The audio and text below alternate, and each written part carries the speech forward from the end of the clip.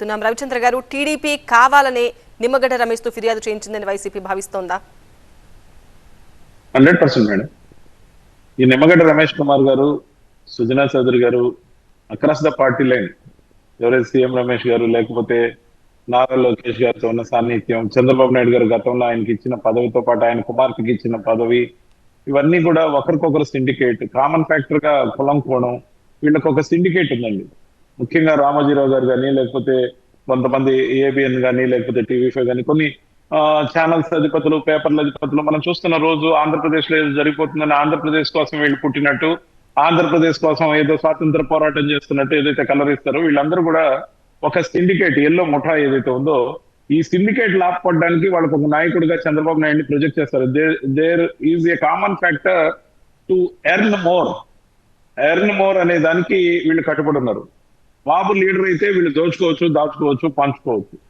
కానీ మేము direct beneficiary transfer, అందుకని డీబీటీ అంటే మాకేమో డైరెక్ట్ నేరుగా ప్రజలకి నేరుగా ప్రతి రూపాయి చేరాలి, అక్కడ లంచం ఉండకూడదు, జన్మభూమి కమిటీలు ఉండకూడదు అని భావించే మేము ముఖ్యంగా ఈ రోజున వాళ్ళ అవినీతి అరాచకాల గురించి మేము ప్రశ్నిస్తే ఉలిక్కి పడతారు, కూటమి కడతారు, ప్యాకేజీలు అంటారు, డీల్స్ ఏర్పాటు చేసుకుంటారు, పొత్తుకు ఒక ప్రాతిపదిక ఉండదు, జెండాలు కలిపారు కానీ అజెండా స్పష్టంగా ఉండదు. గతంలో 650 హామీలు ఇచ్చి మేనిఫెస్టో పార్టీ ఆఫీస్ వెనక గెలిచిన తర్వాత పాతి పెట్టారు.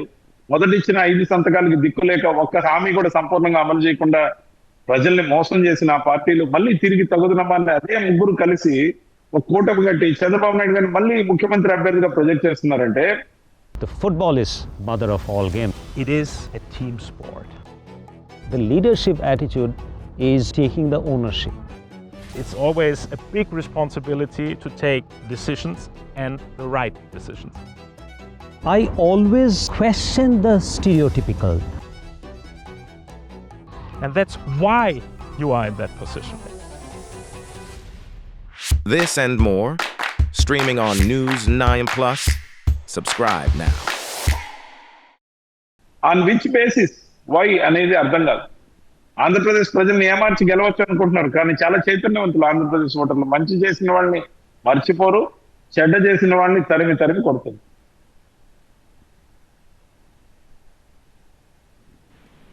రైట్ అండి. ఇప్పుడు వాలంటీర్లను మీ పార్టీ సొంత కార్యకర్తలా వాడుకుంటున్నారన్నది టీడీపీ చేస్తున్న ప్రధాన ఆరోపణ.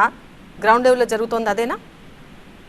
వీళ్ళందరూ కోరుకున్నది ఏంటంటే వాలంటీర్లని మేము పార్టీ కార్యక్రమాల కోసం 50 ఇళ్లకు ఎవరినైతే పెట్టామో వాళ్ళని వాడుకుంటే వాళ్ళు ఆల్రెడీ గ్రౌండ్ లో అందరికి కనెక్టెడ్ గా ఉండడంతో పాటు మంచి చేసి ఉన్నారు కాబట్టి వాళ్ళు చెప్తే మాకు ఓట్లు వేస్తారని భయపడి వాళ్ళ మీద ఈ చర్యలకు ఏదైతే పూనుకున్నారో ఆ ప్లాన్ వాళ్ళకి వెడిసికొట్టడంతో పాటు చాలా విషమమైన పరిస్థితి క్రియేట్ చేయబోతోంది గ్రామాల్లో కానీ పట్టణాల్లో కానీ అన్ని దగ్గరలో.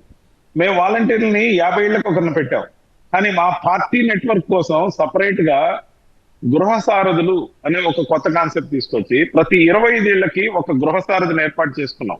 సో ఈ గృహ సారథులు ఎవరైతే ఉన్నారో చాలా కాలంగా వాలంటీర్లు చేస్తున్న సేవలు ఏమాత్రం చేరుతున్నాయి, ఏమాత్రం చేరట్లేదని మానిటరింగ్ చేస్తూ వాళ్ళ కష్ట సుఖాలు 25 ఏళ్లకు ఒకరు చొప్పున ఎంక్వైరీ చేస్తూ ఎక్కడైనా లోటుపాట్లు ఉంటే వాలంటీర్కి చెప్పి మీ పని మీరు కరెక్ట్ గా చేస్తున్నారా లేదా, ఎక్కడైనా గ్యాప్ ఉంటే దాన్ని కూడా అనుసంధానం చేసిన విధంగా ఈ గృహ సారథులు పనిచేశారు.